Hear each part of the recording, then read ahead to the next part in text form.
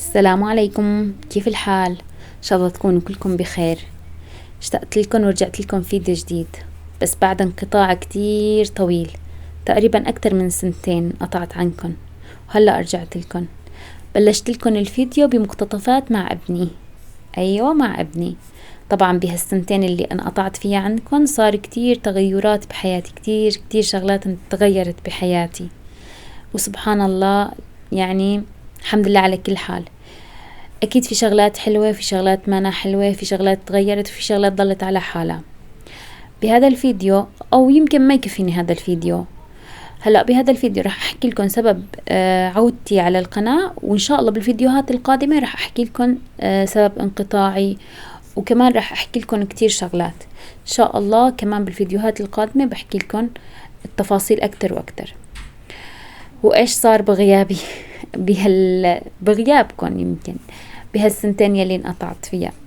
هلا أنا رجعت لكم ونحن عبواب رمضان، فرمضان كريم ومبارك يا بنات عليكم وعلينا وعلى الجميع يا رب. أول شي أنا ليش رجعت على القناة بعد هالغيبة الطويلة كتير كتير كتير؟ انتوا بتعرفوا انه انا انقطعت عن القناة. اول شي لانه ما كان في اي تفاعل على القناة، تاني شي لانه كان عندي شغل كتير والتزامات، بحكم اني انتوا بتعرفوا انه انا يعني عندي عمل تاني، فأنا كنت يعني يا دوبي عم لحق على البيت وعلى شغلي والتزاماتي، فما كان عندي أبدا وقت.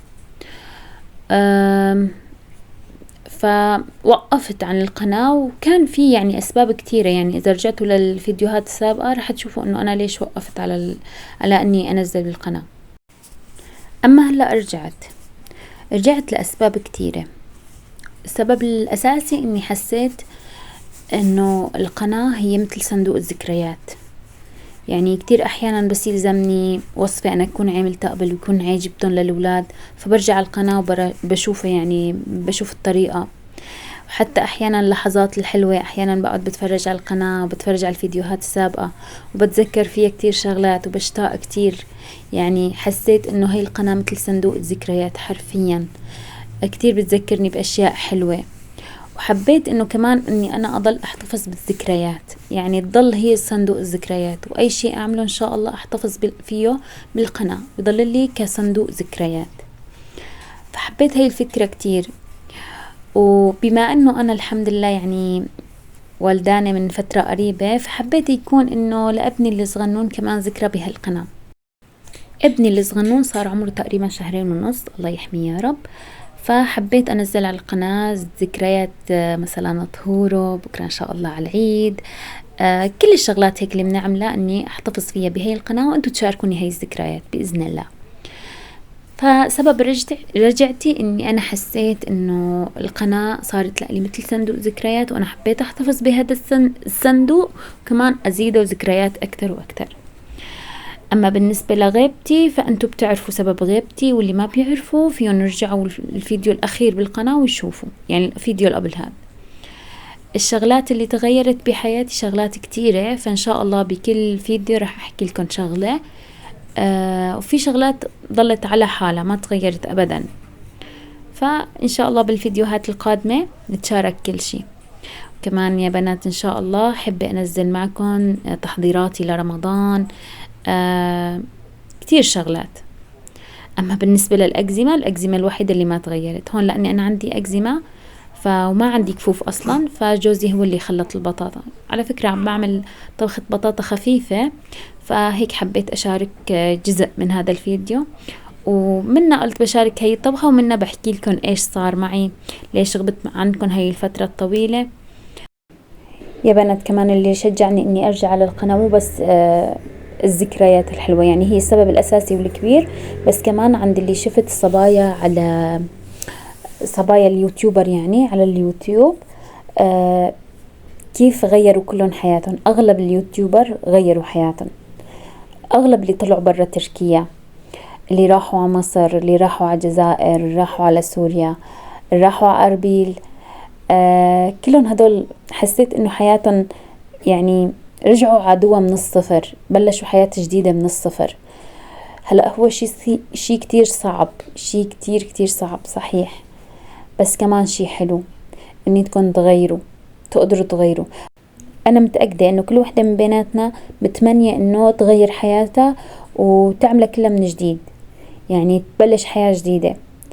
انا كتير كمان هيك يعني جاييني هذا الاحساس، انا كتير حابة اني اغير كتير شغلات بحياتي. ابدأ من الصفر، من الصفر تماما، مثل اغلب اللي الصبايا، يعني انه يبدأوا كل شي من الصفر.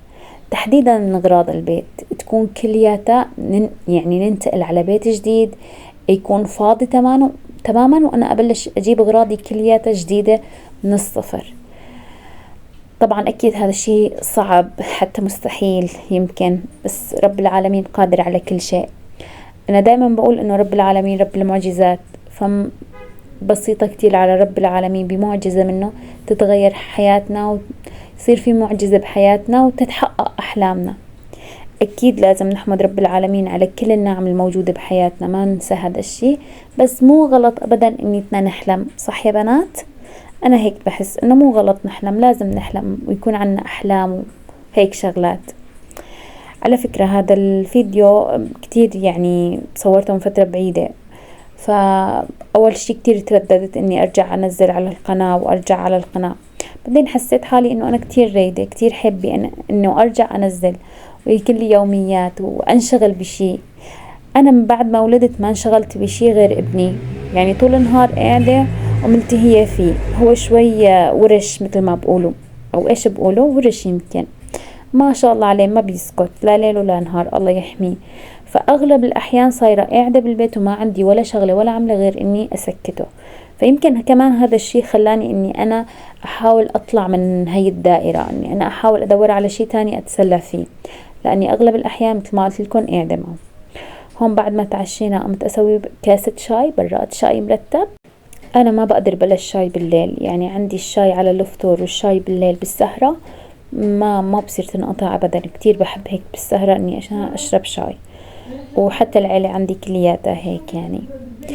إذا عندكم أي أسئلة صبايا اسألوني إياها، برد عليكم بالتعليقات. صبايا صايرة أنا عم بطبخ على الغاز هذا الصغير، إنه أسهل لإلي وأسرع بكتير من الغاز اللي فوق.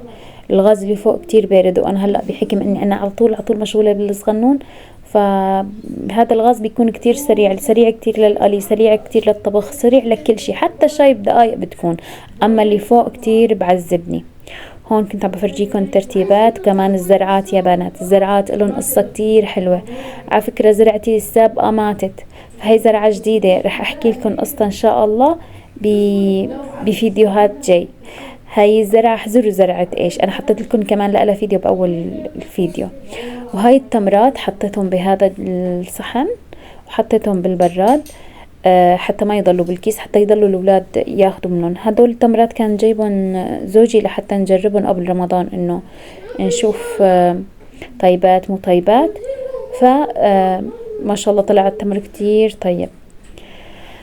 حطيت التمرات بالبراد وأخذت كاسة الشاي ورحت على البيت لحتى أستريح شوي بعد يوم كان طويل ومتعب. صبايا إذا حابيني إني أنزل بس كتبولي بالتعليقات، شجعوني بأي شيء، شجعوني حتى أستمر بالتنزيل. هاي أحلى كاسة شاي هيك على السهرة غير شكل. وهذا ابني الصغنون بيسلم عليكم، بقول لكم مرحبا يا خالاتي، بدكم ماما تنزل على طول ولا ما بدكم؟ إذا بدكم ماما تنزل كتبوا بالتعليقات. أنا كتير حابة إني أرجع لروتيناتي القديمة، وأرجع إني دائما أضيع وقت فراغي بالتصوير وبالتنزيل، وأحتفظ بكل الذكريات بهي القناة. فإذا أنتوا حابين إني أعمل هيك شجعوني بأي شي بالتعليقات أو حتى بلايك. بشوفكن إن شاء الله بفيديوهات جديدة. ديروا بالكن على حالكن، كونوا بأمان الله. سلامات يا حلوين.